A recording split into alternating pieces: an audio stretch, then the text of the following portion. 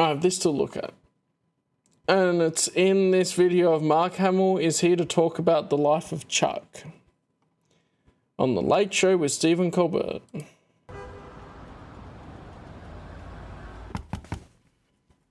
Oh, hey, Stephen. Mark Hamill. Yeah. Hey, thanks so much for being on the show tonight. Thanks for having me. I'm so excited to talk about This is 4 days ago, by the my new way. movie, The Life of Chuck. Yeah, me too. But before anybody else, I just wanted to say June the 4th be with you. Say what? You know, Star Wars Day, June the 4th be with you. Yeah, that's not even a thing. I think you're thinking about May the 4th be with you. But again, The Life of Chuck. It's based on... Yeah, I think after how they treated him, as in he had thoughts on Luke and then what they did to his character, he didn't like it. There's no reason for him to come back either. a Stephen King novella. Oh, no. Last month was May. Now it's June the 4th, as in Ajunta Paul, the first Dark Lord of the Sith. So... Hey, he's got him. Oh, June the 4th be with you. Ajunta 4th be with you. Can we not focus too much on the space movies? That was a long time ago. In a galaxy far, far away, I know. Hey, check it out. I even made shirts. I have no idea who that is. Ajunta Paul, the manifestation of Typhogem, the left-handed god. He never appears in the movies, but his tomb is a side quest in an Xbox game, so it's canon. Look at this. So, Typhogem, people seem to be attributing that to supernatural encounters. Typhogem is referenced in Book of Sith, so that's probably where he would have got the information from. But there are a big group of people that would have gotten it in that really like supernatural encounters. But yeah, Typhogem would have featured in Supernatural Encounters, Trial and Transformation of Ahul Hexatrophin, but that was never officially released by Lucasfilm. So, yeah, it's something that in Star Wars is only mentioned in Book of Sith and was sort of planned but didn't end up coming out, because Book of Sith was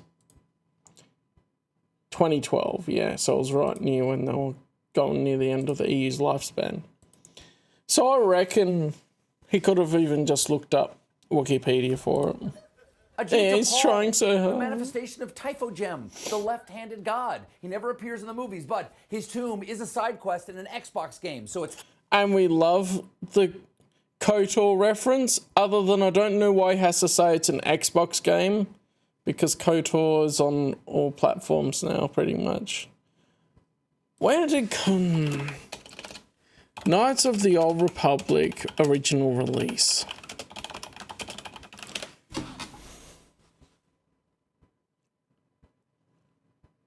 The 16th of July for Xbox and the 19th of November for Windows. So I guess the Xbox version did come first.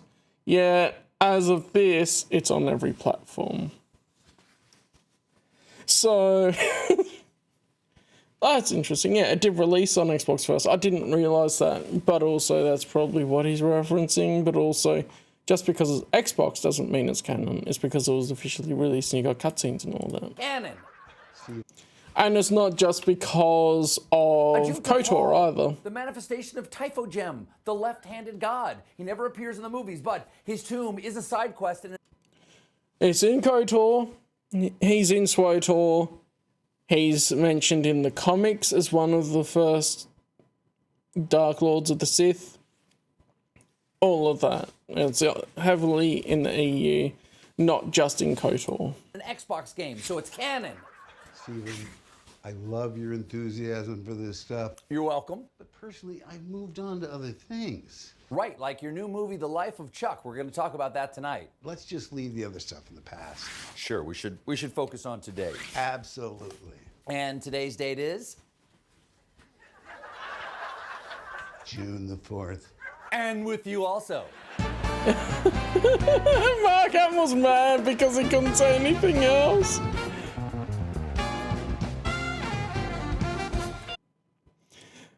I mean, that was fun. It's actually really cool to see some of that information in the mainstream, right? Because you don't see that a lot.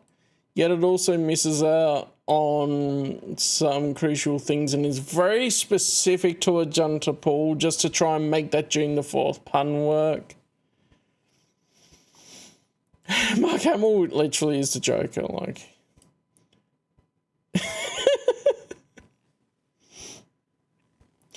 Look, I don't watch Stephen Colbert, but I heard of this and I had to have a look at it myself. It's great. It's nice to see.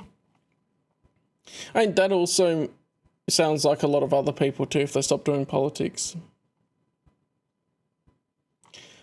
Now, I don't know how much Stephen Colbert would actually know himself or if information was provided to him if this was semi-scripted or scripted in more than semi-way. You never know, but that's interesting to see it come into the mainstream, which you don't see as, 100% is right, which I feel like is more than likely the case. Because and I feel like this was almost put on a bit, like Mark had to know. He had the shirt made and everything.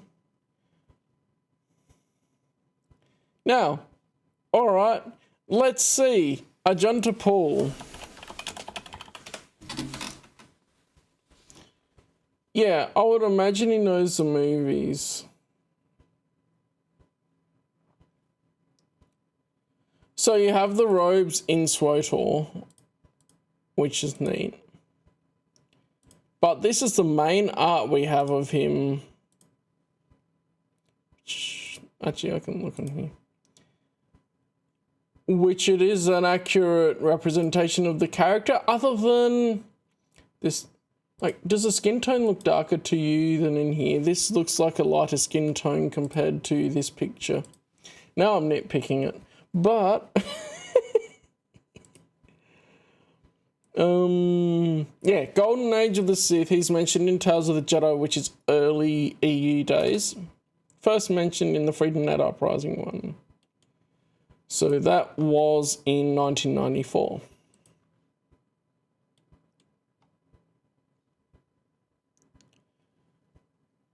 Ghost Guy in Korriban in KOTOR 2, yep. Jedi Academy was Marka Ragnos, I believe. This is from Jedi vs. Sith, The Essential Guide to the Force, this visual depiction, so it was official art. This was also art in Book of Sith, which is very symbolic more than anything else. This one was the same one. This one, yeah, is KOTOR, The Spirit of Agenta Pool. The one with the haunted sword, yeah, that's in KOTOR 1. Yeah, it did.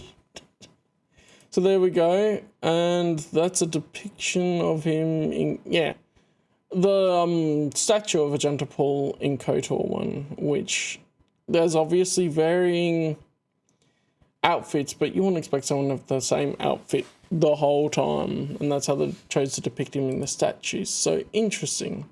And of course, this one is limited to some of the graphics in the game, but you get the basic shape and stuff of his things. And all that. Which we probably would have seen more of him if the EU had continued, because Dawn of the Jedi was going to go towards Jedi Civil War and all that. So that is a version of, that is a depiction of him. As we can't really nitpick the skin colour too much, other than the main official art we have of his skin colour is a little lighter.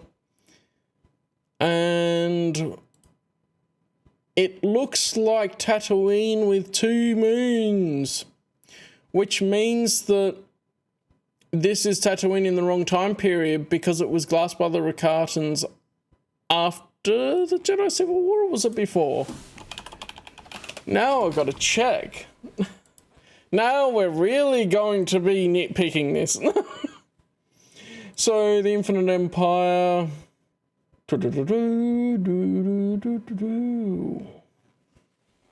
2D for you. Well, while we're talking about it, I just thought of it too because I hadn't seen it before. So, yeah, that's depicting it as a lush world.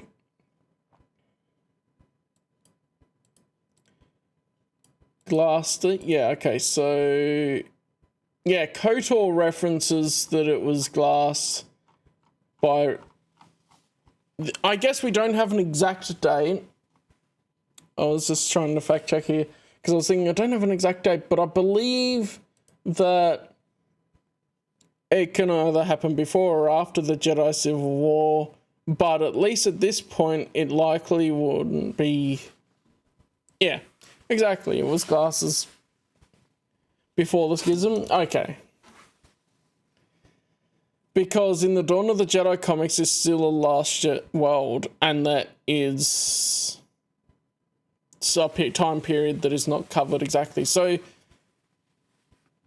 yeah. Anyway, it's interesting to see it hit mainstream. Of course, mainstream will get some information wrong. Let me pull that back up then. I'm having a moment because I'm thinking of all sorts of things. I was in KOTOR, it's saying that, oh, that's because they were being specific about, oh, they rebelled and glassed them because I fought back. It's in this, it gives the impression that the Infinite Empire just came and glassed it anyway.